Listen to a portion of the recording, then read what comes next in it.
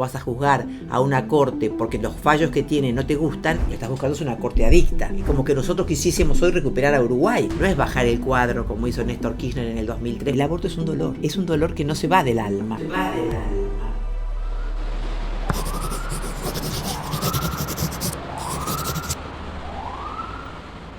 El querer juzgar a una corte como mal desempeño por el contenido de sus sentencias vulnera el principio que tiene todo juez de la libertad de deliberación y autonomía en su decisión. Entonces, el mal desempeño es otra cosa.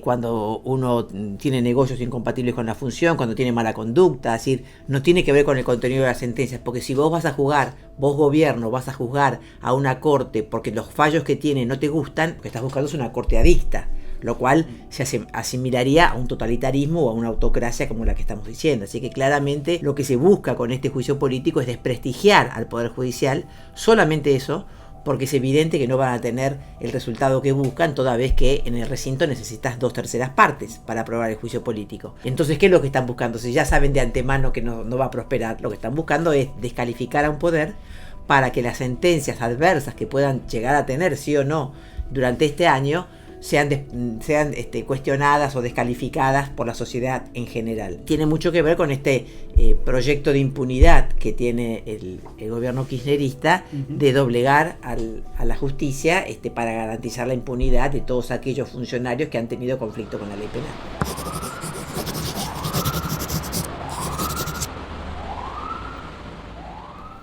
Contraria, por supuesto. El régimen comunista chino cercena toda libertad. Tengo mucha afinidad con Taiwán, a quien están queriendo por la fuerza recuperar un país que es independiente. Es decir, es como que nosotros quisiésemos hoy recuperar a Uruguay. Es un país independiente con su nación, con su población, con sus instituciones. Entonces, el régimen chino, avalado por este gobierno, está yendo contra un país democrático como es Taiwán, pero no solamente con eso, se está infiltrando con el poder económico que hoy tiene China, se está infiltrando en muchas democracias. Ya en el 2013, con el gobierno de Cristina Kirchner, autorizó una base militar china, con personal chino, es decir, no importó para nada el régimen laboral argentino en la provincia de Neuquén. Está pasando con un puerto ahora en Tierra del Fuego, también en manos chinas. Entonces es muy preocupante la afinidad y la tolerancia, creo yo, en algunos casos con ingenuidad, no se dan cuenta lo que viene atrás de China. Yo reconozco que China es un país con el que tenemos una importante tarea comercial, pero eso no quiere decir que vos tengas que avalar su política en su país, como me preocupó mucho también cuando el presidente le dijo a Putin que quería que Argentina fuese la puerta de entrada para el comunismo, para Rusia en la Argentina. La puerta de entrada ya la tuvo en Venezuela, en Cuba, en Nicaragua, en un montón de regímenes muy afines al comunismo, así que no hace falta que la Argentina sea esa puerta de entrada, pero a mí me preocupa mucho que mi presidente diga eso. Bueno, por supuesto, siempre del lado de las democracias, siempre del lado de las democracias. Cuando el mundo está en crisis, uno siempre, y eso ya lo decía Marcelo T. de Alvear, y siempre lo cita Lilita eso, ¿no? Uno siempre tiene que estar del lado de las democracias, siempre tiene que estar del lado de las repúblicas, siempre del lado de la libertad, de los derechos humanos. Y estas autocracias lo que menos hacen es de respetar ni la libertad ni los derechos humanos de las personas. Prueba de ello es la cantidad de venezolanos que tenemos acá en nuestro país, y somos de los países que menos venezolanos tienen, en Colombia, en Brasil, en Chile, la cantidad de venezolanos que han tenido que emigrar de su país, no solamente por la pobreza, no solamente por el hambre, sino porque no pueden pensar libremente, te demuestran que esos países no garantizan la libertad. Y Argentina fue un faro de los derechos humanos en Latinoamérica y en el mundo. No es bajar el cuadro como hizo Néstor Kirchner en el 2003, cuando ya los militares no tenían el poder que tenían en el 83, cuando recién asumimos como un gobierno muy joven la democracia en Argentina. Había que ponerse de pie para juzgar a los militares, no solamente por el poder que tenían los militares, sino porque todavía en la conciencia ciudadana de la sociedad había como una afinidad porque desconocían lo que fue la violación de los derechos humanos, una afinidad con el orden que habían que se había recuperado con el gobierno militar. Por eso es que fue tan valiente el gobierno de Alfonsín en juzgar a los militares en pleno poder. Que hoy nuestro gobierno, adicto y promueva gobiernos autocráticos como Cuba, como Venezuela, a mí como Argentina me da mucha vergüenza.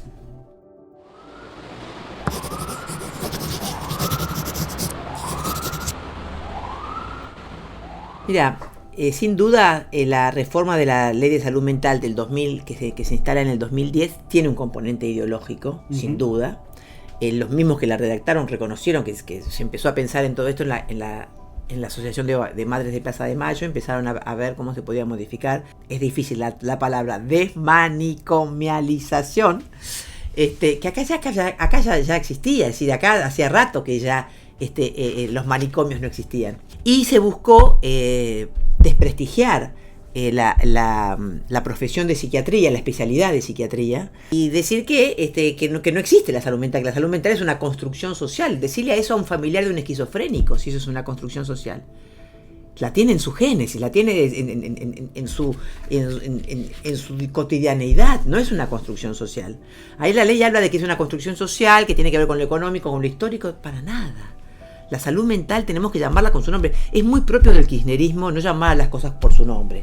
No medir la pobreza porque estigmatiza. No hablar de inflación, sino querer aplicar precios cuidados. No llamar a las cosas por su nombre. Y peca en esta ley que tiene pésimos resultados a la vista, desgraciadamente. Y ha ido buscando encasillamiento de la salud mental, equiparando tratamientos, desarticulando los centros de especialidad que había, como sean comunidades terapéuticas para las adicciones o centros de atención específica para psiquiatría, prohibirlos. Las unidades monovalentes, como se llaman en la ley, que serían estos lugares específicos para tratamiento, no pueden funcionar más. Y los que están funcionando tienen que dejar de funcionar para el 2020. Entonces, ¿a qué condenás vos a la sociedad? Ellos dicen en la ley, tiene que atenderse en el hospital general. Es decir, al lado de una persona que está internada porque tuvo un infarto, vos estás poniendo a una persona, a un enfermo mental, que seguramente, como se los define, son enfermos verticales. El enfermo mental o el adicto son enfermos verticales porque necesitan estar en movimiento. Es parte de su terapia estar en movimiento. Entonces, vos te estás poniendo a un enfermo mental al lado de una persona que necesita tranquilidad, quietud, todo eso. Entonces, vos lo que necesitas es la especialidad, necesitas de enfermeros capacitados para tratar a un enfermo mental, que no es lo mismo que un enfermo horizontal. Y con esto no estoy diciendo que hay que internar a todos, no. El 95% de los casos de salud mental son ambulatorios. El 5% se internan, pero se necesita internarlos. Y no están capacitados ellos para decidir por sí. Entonces, ¿a qué condena esta ley al psiquiatra? A que lo terminen juzgando por abandono de persona o por privación ilegítima de la libertad. Porque que los ha habido denuncias por este caso, por estos casos, ¿entendés? Entonces, ¿qué ha provocado esta ley? Que la especialidad de psiquiatría sea cada vez la menos buscada. Me decía la vez pasada un profesional que antes de la pandemia, él y su grupo, su equipo, 4.000 consultas mensuales. Después de la pandemia, 40.000 consultas mensuales. Deduplicado los casos. Entonces, y vos estás cada vez desprofesionalizando la atención de esta problemática. Gravísimo.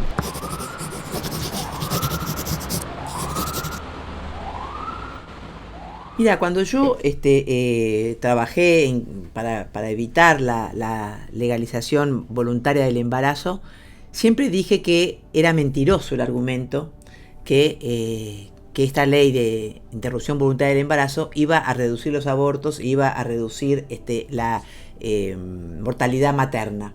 ¿Por qué? Porque mientras nosotros no podamos garantizar el acceso igualitario a la salud de todas las mujeres, no en Buenos Aires, en el conurbano, en todo el país, se iban a seguir muriendo las mujeres.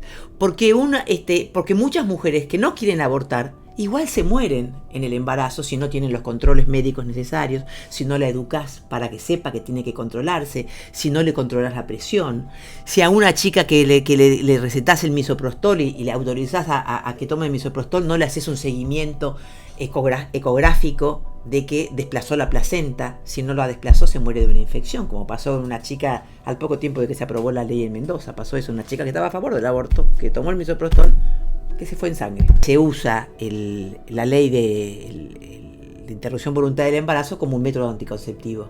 Y esa no es la función. Vos tenés que educar a la sociedad y educar a nuestros jóvenes para el cuidado de su cuerpo y para hacerse cargo de los actos. Porque todos somos responsables de los actos que hacemos. Nosotros tenemos que prevenir, educar y contener. Es decir, hay muchas veces que muchas mujeres deciden un aborto porque no tienen la contención ni familiar, porque temen ser juzgadas por la sociedad. Entonces, no es que yo legalizo el aborto y me olvido del tema. No, no es la solución. Los atajos nunca son la solución.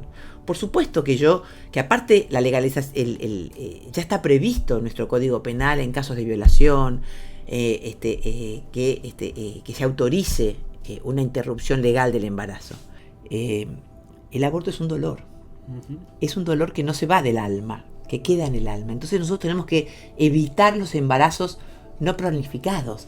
No tenemos que legalizar el aborto, tenemos que trabajar para evitar los embarazos no planificados.